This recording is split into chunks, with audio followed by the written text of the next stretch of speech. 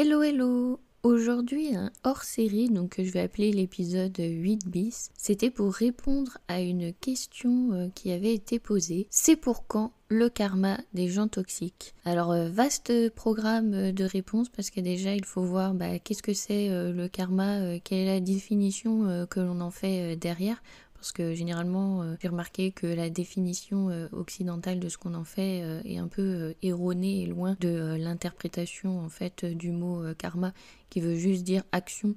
Donc voilà, c'est un petit peu déformé dans le langage courant. Et aussi parler des gens toxiques. Donc j'en avais déjà parlé dans mes 2 précédents épisodes avec les expériences que j'ai traversées. Donc vous voyez, ce n'est pas parce qu'on est dans le développement personnel et qu'on travaille sur soi qu'on ne croise pas aussi ce genre de profil pour justement nous amener à travailler sur nous-mêmes, à pouvoir transcender certaines blessures, à ouvrir une réflexion autour de problématiques que l'on a. Donc voilà, on va un petit peu étudier tout ça. Et donc là, ça va être le grand sujet, le karma, les gens toxiques et si ça peut vous apporter du mieux pour votre vie et un petit peu vous aiguiller sur comment se sortir des situations, ce serait super. Allez, on y va.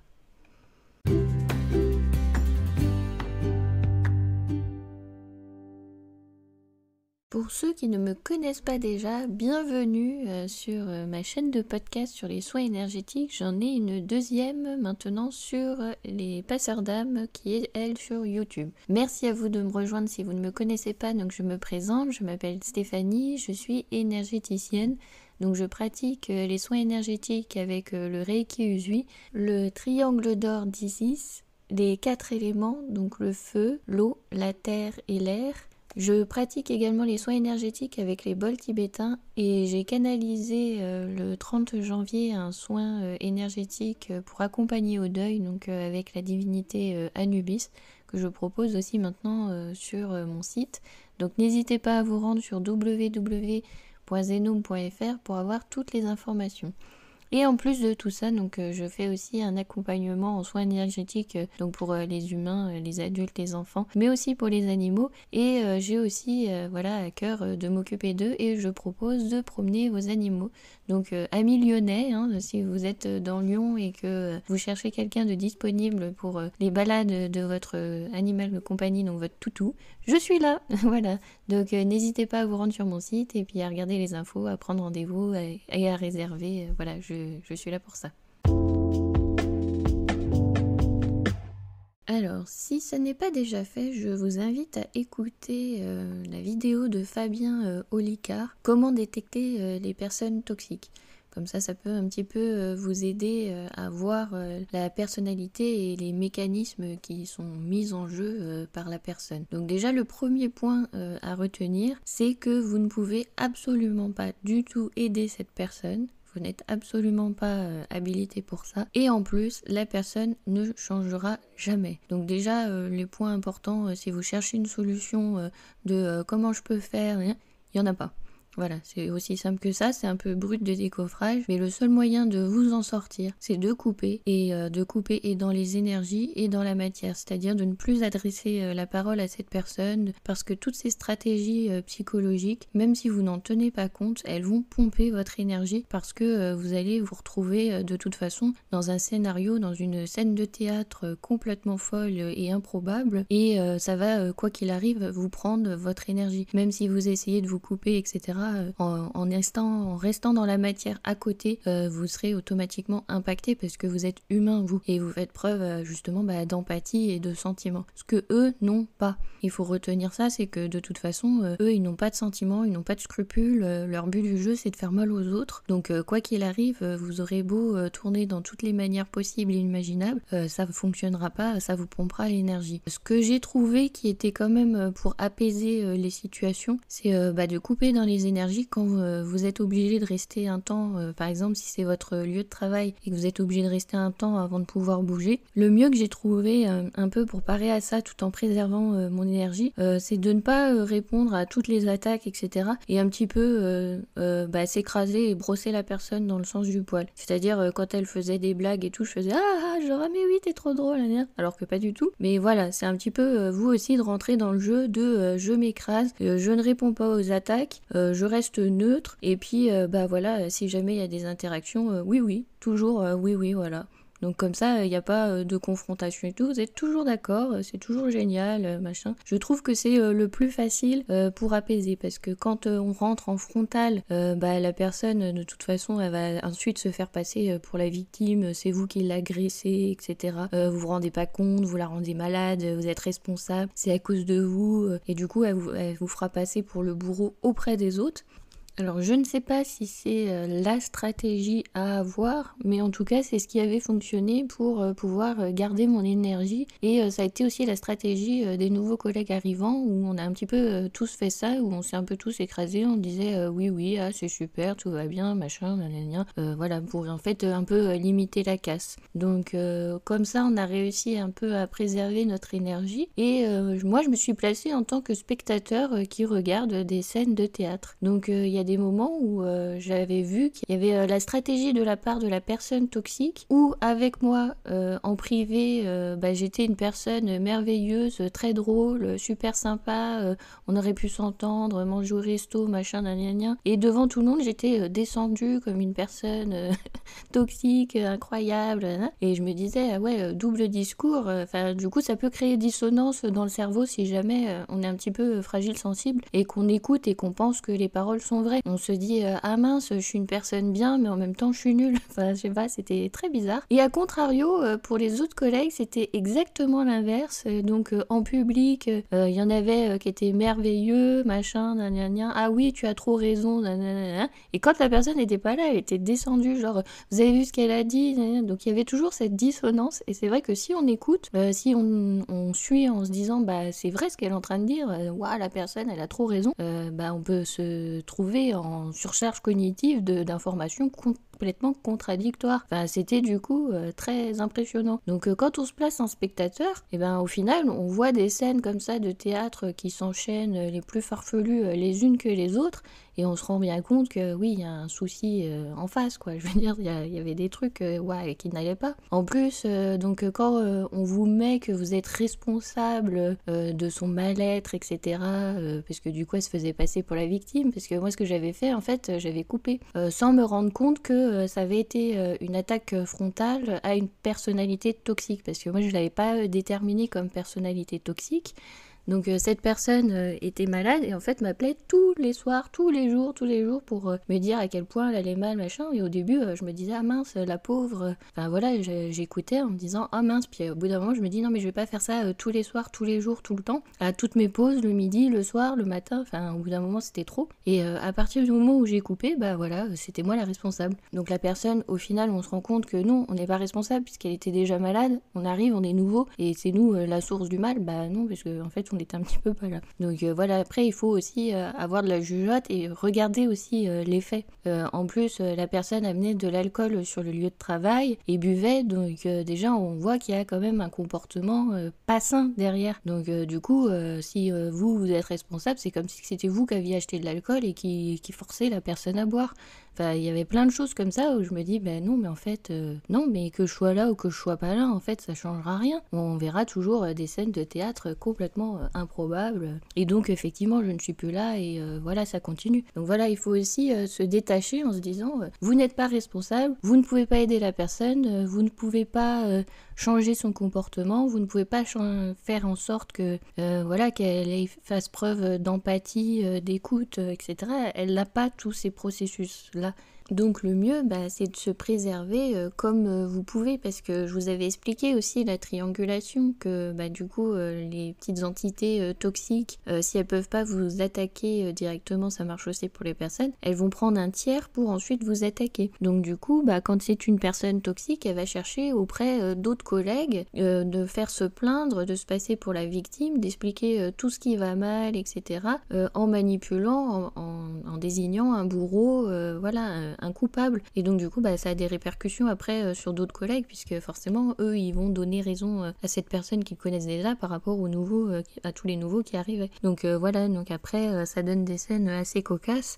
Et à part dire oui oui et s'écraser, en fait j'avais pas d'autre vraiment solution, puisque de toute façon là on était dans un univers toxique, dans un triangle toxique très haut, et du coup voilà, à part regarder comme pièce de théâtre et puis se mettre en spectateur, il n'y avait pas grand chose à faire. Donc effectivement on passe aussi par une transition où on se pose la question comme on est créateur de notre réalité et qu'on se retrouve à ça face miroir, on en vient à se poser la question si nous-mêmes on n'est pas une personnalité toxique. Donc à savoir que quand vous en êtes là, quand vous êtes en train de vous demander si c'est pas vous la personne toxique dans l'histoire, déjà vous pouvez tout de suite répondre non, parce qu'une personnalité toxique ne se remet pas en question, jamais, elle a toujours raison. Donc à partir du moment où vous posez la question, ça peut déjà vous rassurer en vous disant c'est bon, si je me pose la question, c'est que c'est pas ça. Donc il va falloir fouiller et creuser pour savoir qu'est-ce qu'il y a à travailler chez vous pour avoir attiré cette personnalité toxique.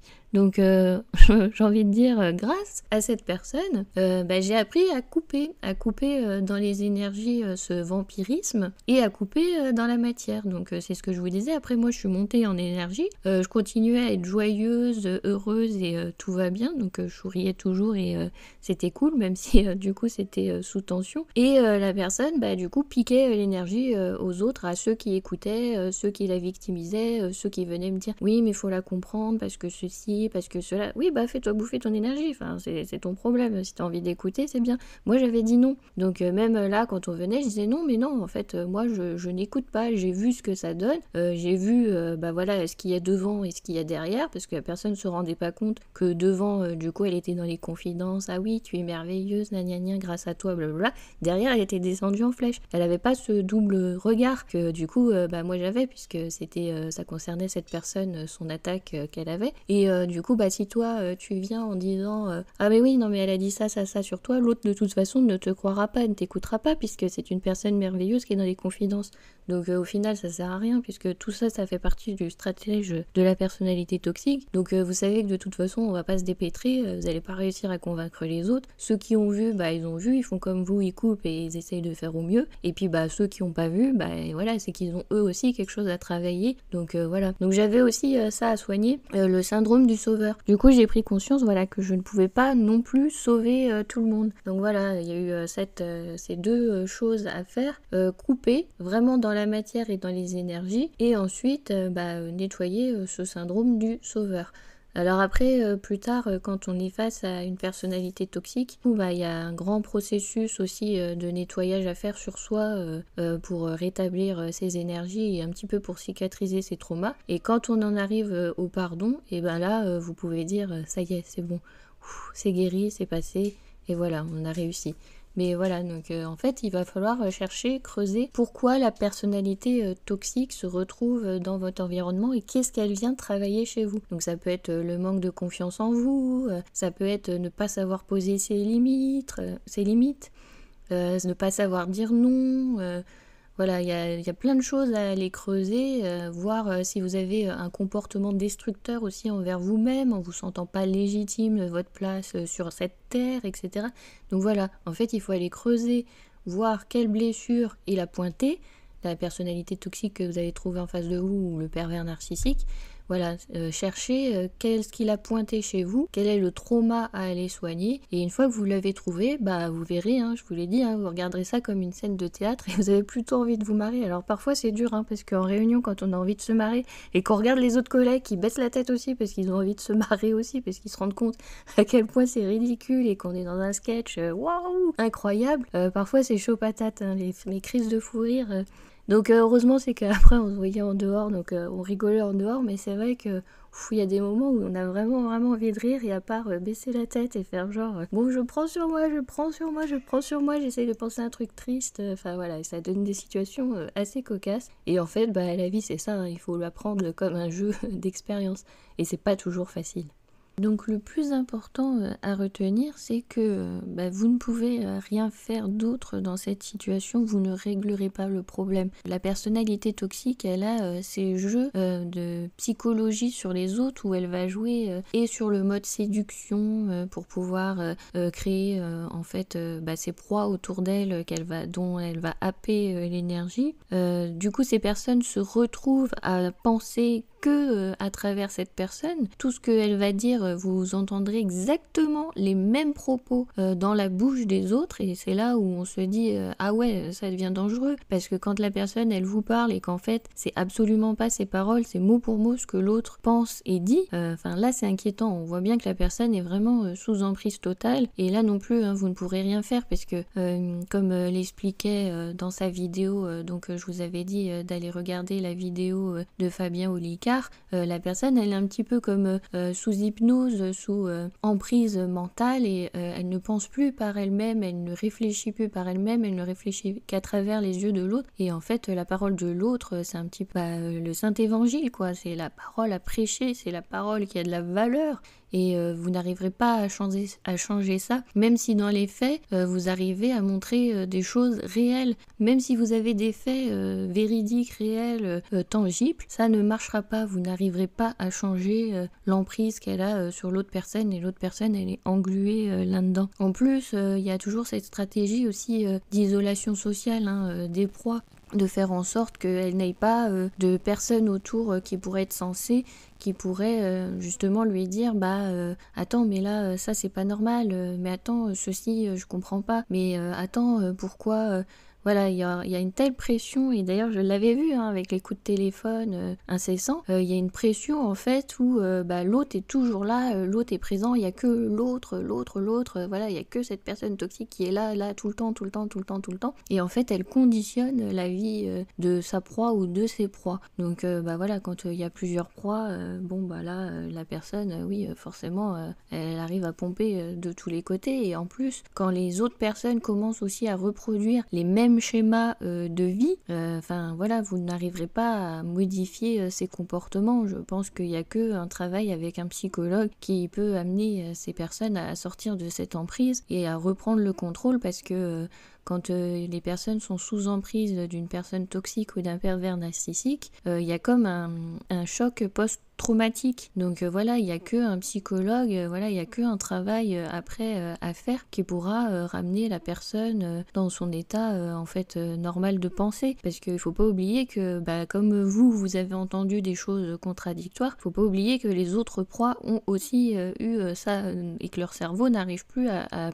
conscientiser et à réfléchir les choses normalement, parce que le cerveau a été complètement parasité et déboussolé par toutes ces phrases contradictoires et ces chocs. Donc voilà, vous ne pourrez pas sauver ces personnes, vous ne pourrez pas les sortir de cette emprise, vous n'arriverez pas à les convaincre. Donc elles aussi, c'est triste, parce que forcément quand on a envie d'aider tout le monde, qu'on est empathique, on a envie de les sortir de là. Et voilà, vous ne pourrez pas faire ce processus, il n'y a que la personne qui pourra le faire, il n'y a que elle qui pourra se rendre compte d'eux au moment où elle dépasse les bornes et qu'elle voit qu'elle commence à avoir des comportements elle-même extrêmes, où c'est là où elle pourra se dire non mais attends, il y a un truc qui va pas, je me mets moi aussi à boire au travail, c'est pas normal. Voilà, il y a que vraiment quand elle atteindra le paroxysme du truc où elle peut se rendre compte, et c'est quand elle aura fini aussi de travailler ce qu'elle a à travailler, parce qu'il faut pas oublier que tout le monde a aussi ses processus de guérison à faire et ses expériences à traverser. Donc il faut aussi laisser la liberté aux autres de traverser ça qui est pas forcément facile.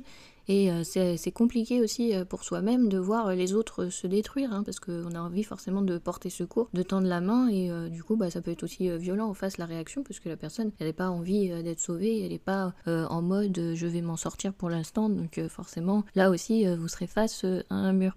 Donc retenir que vous ne pourrez absolument rien changer à la situation.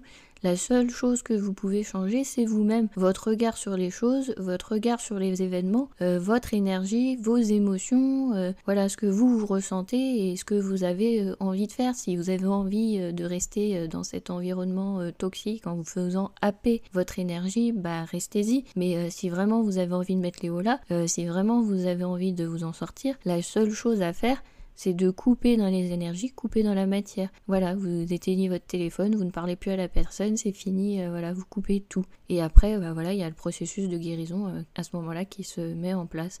mais vous n'aurez pas d'autres solutions à part couper. J'ai cherché plusieurs fois sur internet, etc. Qu'est-ce qu'on peut mettre en place pour au moins limiter la casse et pouvoir quand même continuer à vivre. Bah il y a que ça, il y a que couper en fait. Il n'y a pas grand chose à faire puisque de toute façon voilà, vous êtes dans un système d'endoctrinement psychologique voilà, que vous ne pouvez pas régler. Et si vous pensez que c'est techniquement pas possible de couper, parce que c'est toujours possible de couper, c'est là où il va falloir aussi se poser la question pourquoi vous ne voulez pas couper et pourquoi vous voulez rester dans cet environnement. Donc la seule chose à faire, c'est protégez-vous, voilà, prenez soin de vous et déjà occupez-vous, de votre énergie, voilà, recentrez-vous sur vous et c'est ce qui est le plus important. Alors après maintenant on peut se poser la question voilà, du karma. Qu'est-ce qu'il en donne voilà, le karma pour ces personnes-là, parce qu'on dit toujours que la roue tourne et que la balle revient à son envoyeur. Alors c'est pas toujours vrai, parce que karma, voilà, ce sont juste les actions. Donc les actions, elles ont des valeurs bonnes ou moins bonnes ou mauvaises, voilà, mais selon une définition humaine. Donc là, si on regarde en fait les actions de cette personne qui sont du coup malveillantes, que ce soit voilà, sur les personnes qui vont être gratifiées ou les personnes qui vont être humiliées, de toute façon le processus est inverse devant-derrière. Donc voilà, il y a le jeu sur les deux tableaux.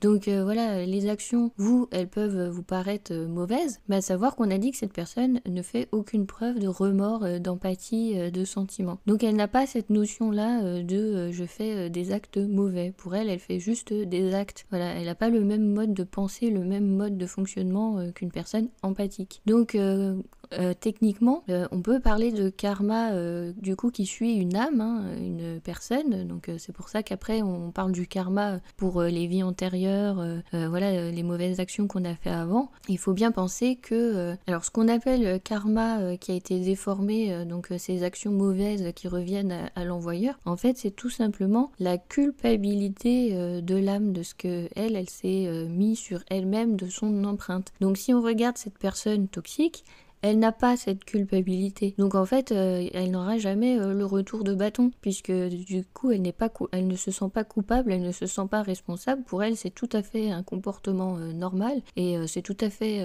ok de fonctionner comme ça. Donc elle n'aura jamais le retour de bâton, puisque la seule personne qui peut voilà, vous donner votre retour de bâton, c'est vous-même. En fait, c'est une notion voilà, que ont abordé les religions, du bien et du mal et tu seras puni. Mais au final, si vous vous connectez à l'énergie divine, à l'énergie de la source, vous verrez qu'il n'y a pas envie de vous punir, de vous faire du mal, de vous mettre un châtiment. Ça, il n'y a pas. C'est que vous, avec vous-même. C'est quand vous vous sentez coupable, vous partez avec cette culpabilité, c'est celle-ci qui vous ronge et c'est celle-ci qui va revenir en pleine tête et voilà, vous mettre dans des situations où vous allez prendre des coups. Mais voilà, c'est que vous-même qui allez créer ces situations-là. Donc quand on parle de karma dans les vies antérieures, on peut s'imaginer voilà, qu'une âme est partie avec une trace de culpabilité, qu'elle l'a gardée et qu'elle continue à la garder et qu'elle va le travailler peut-être sur plusieurs vies, sous plusieurs aspects, plusieurs expériences pour soigner ensuite cette culpabilité voilà, qu'elle s'est fixée, qu'elle s'est tracée. Mais au final, il n'y a personne d'autre qui va vous punir à part vous-même, à part votre culpabilité, à part vos remords, etc. C'est pour ça que c'est important de garder en tête que quoi que vous fassiez, de toute façon, ça sera jamais assez face à une personnalité toxique. Il vaut mieux faire tous les jours de son mieux, d'être ok avec ça, du coup de n'avoir aucun regret, aucun remords, puisque vous aurez fait de votre mieux. Et même si c'était pas parfait, c'est pas grave, vous avez fait de votre mieux comme vous pouviez dans cette situation-là. Et c'est en travaillant ça, en n'ayant jamais de regrets, en se disant toujours non mais là j'ai fait de mon mieux, de toute façon je pouvais pas faire plus, moi je vous ai dit, voilà, je me suis dit je vais dire ok, oui, alors je passais peut-être pour la grosse nunuche, où l'autre a dit ah ouais mais t'as vu t'es nul, et tu fais ah oui, donc ça c'est peut-être un peu la fille qui a rien compris, on est en train de lui dire mais t'es conne. Donc pour le coup, oui, ça fait un petit peu, voilà, la fille un peu concon. Mais voilà, je me suis dit, bah c'est le mieux que je puisse faire. Donc j'ai pas de regrets parce que je vois pas ce que j'aurais pu faire de plus face à une personnalité toxique qui de toute façon a des stratégies de psychologie que je ne maîtrise absolument pas. Enfin, pour avoir des jeux tordus comme ça, enfin c'est un level que je ne maîtrise pas. Donc voilà, donc gardez en tête que bah, c'est quand vous aurez tous ces remords et ces regrets et cette culpabilité que vous allez avoir ce retour de bâton. Donc peut-être aussi que voilà, vous croisez ces personnalités toxiques parce que quelque part vous avez gardé une culpabilité d'une situation que vous avez faite ou que vous avez créée, ou vous avez senti, vous êtes senti maintenant que vous étiez bourreau en fait à ce moment-là, et du coup vous faites l'expérience d'un autre bourreau qui arrive dans votre vie, voilà, pour vous remettre la petite claque dans la figure pour se rendre compte d'eux, voilà, ça peut être ça aussi. Donc voilà, le karma, le retour de bâton, c'est que vous-même qui le créez pour vous-même. Et je pense que c'est dans ce sens-là qu'on est créateur de sa vie. C'est par rapport à une émotion qu'on aura fixée, et donc on aura fixé dans son cerveau l'image de la situation. C'est à cause de cette émotion qu'on a gardé la trace que on va être amené ensuite à la travailler dans différentes situations. Et les situations se reproduisent jusqu'à ce qu'on ait compris cette émotion, qu'on ait compris la situation, qu'on ait compris quel était le trauma derrière qui était caché, et qu'on arrive ensuite à le résoudre, à le transcender. Donc souvent on arrive à résoudre et à transcender en revenant à son cœur, à son chakra cœur, à son amour, à savoir pardonner. Donc à savoir pardonner, si on a cette trace de culpabilité, forcément à soi-même. On vous demande pas de pardonner les actes qui sont impardonnables, mais au moins de pardonner à vous et à autrui ce qu'ils vous ont fait endurer pour arriver à cette compréhension.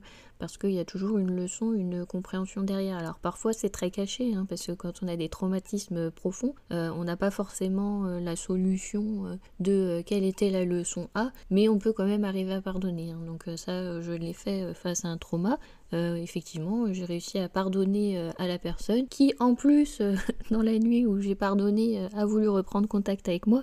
Et donc là, j'ai pu appliquer, non, je pose mes limites, je ne reprends pas contact avec cette personne. Il est hors de question que j'accepte de me faire marcher dessus une deuxième fois. Non. Donc voilà, vous pouvez pardonner sans pour autant reprendre contact et dire amen, vous écraser et puis reproduire le schéma. Non, il faut rester aussi maître et responsable de son pouvoir personnel et sortir aussi de ces triangulations bourreau, sauveur, victime. Parce que là, si je reprenais contact avec la personne, c'était elle en fait qui avait peut-être besoin de se faire pardonner, ou j'en sais rien, de savoir qu'elle a eu ce pardon, peu importe. Mais du coup, moi je me sentais, j'allais être son sauveur, voilà, lui apporter la paix. Non, en fait, j'ai pas à être son sauveur, j'ai pas à lui apporter la paix.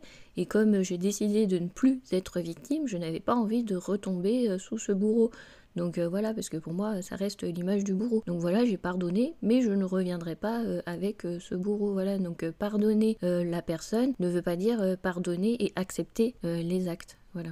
Pour conclure, quand vous vous retrouvez donc face à une personnalité toxique, maintenant vous savez que la seule solution pour vous en sortir, c'est de couper, et dans les énergies et dans la matière, de ne plus rester en contact avec cette personne. C'est le seul moyen de vous en sortir. Et aussi sortir de cette triangulation bourreau, victime, sauveur. Voir à chaque fois, checker où vous en êtes. Est-ce que là vous vous placez en tant que bourreau, analyser, est-ce que là vous êtes plutôt la victime, ou est-ce que là vous êtes plutôt dans le sauveur, où est-ce que vous vous placez, et essayez de sortir de ce triangle en vous mettant en spectateur. Donc là vous regardez ce qui se passe comme une scène de théâtre, parce que j'arrête pas de dire ça, mais c'est vrai que ça a été vraiment des scènes de théâtre, et en plus vraiment avec limite des parodies énormissimes. Donc j'avais l'impression que j'avais besoin de voir ces scènes énormes pour prendre conscience des choses, parce que l'univers m'avait envoyé d'autres situations, on va dire plus fines, où j'avais pas forcément vu, et là ils ont dit attends, là on va te mettre la grosse comédienne sur scène, là si tu vois pas le truc,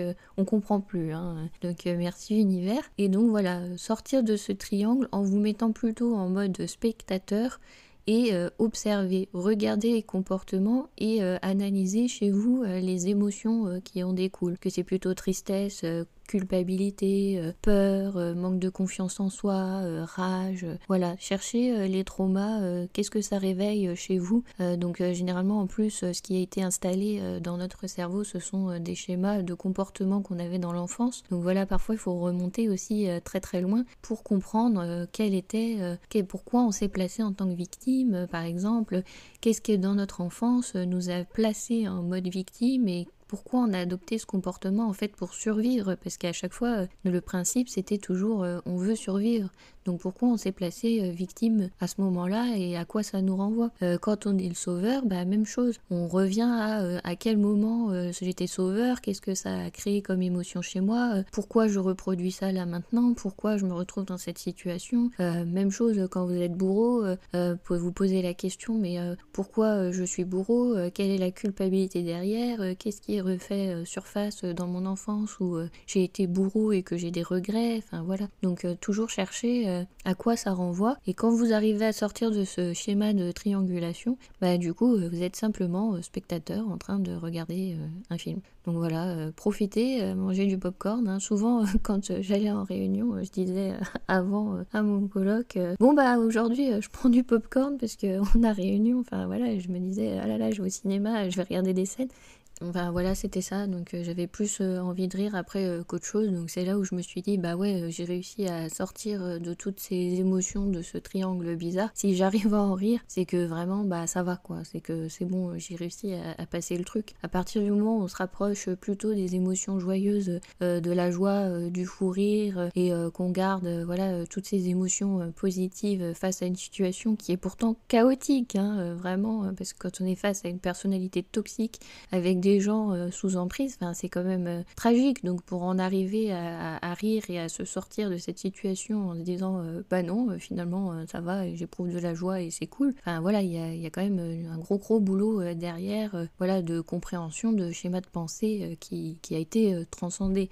Vous pouvez à ce moment-là aussi être content de vous d'avoir réussi à traverser cette situation sans heurte et en ayant réussi à prendre ce recul et à regarder les choses différemment et à vous dire oui, en fait la vie c'est ça, c'est que des scènes de théâtre, des émotions que l'on vit, des expériences, des représentations, donc à partir du moment où vous en arrivez là, vous ne pouvez que vous féliciter aussi de vous en être sorti, parce que quand on est dans des situations chaotiques comme ça, c'est jamais vraiment facile. Donc bravo. Si aujourd'hui vous ne vous êtes pas félicité, si aujourd'hui personne vous a félicité, moi je vous le dis, bravo d'être sorti de ces situations toxiques, bravo de faire en sorte d'améliorer les choses pour vous, pour votre bien-être, bravo d'en être là aujourd'hui, hein, parce que c'est jamais facile quand on se retrouve dans des pièges comme ça. On cherche toujours des solutions, mais au final, vous l'aurez compris, il n'y en a pas beaucoup à part se retirer de cette triangulation, de se placer en tant que spectateur et de fuir. C'est pas une solution de facilité, de retraite, ça va être facile si je m'en vais, je passe l'éponge, c'est la simplicité, mais en fait vous ne gagnerez jamais face à une personnalité toxique le combat. C'est jamais, ça sera jamais possible. Ils ont des stratégies de psychologie que nous n'avons pas et que nous ne pouvons pas contrer. Donc si vous pouvez sauver votre peau, faites-le. Donc j'espère que ça a répondu un petit peu à la question, à la problématique des personnalités toxiques, du karma, quand est-ce que la roue tourne. Vous saurez que la roue tourne seulement pour les personnes qui ressentent cette culpabilité et qui ont besoin de traverser ce moment-là pour transcender cette émotion. Alors je vous remercie infiniment pour votre écoute et bien sûr tout ceci reste ma vision des choses et ma vérité. Vous avez absolument le droit d'avoir une autre version des choses, une autre vérité. Tout ça est ok. Merci beaucoup et à bientôt.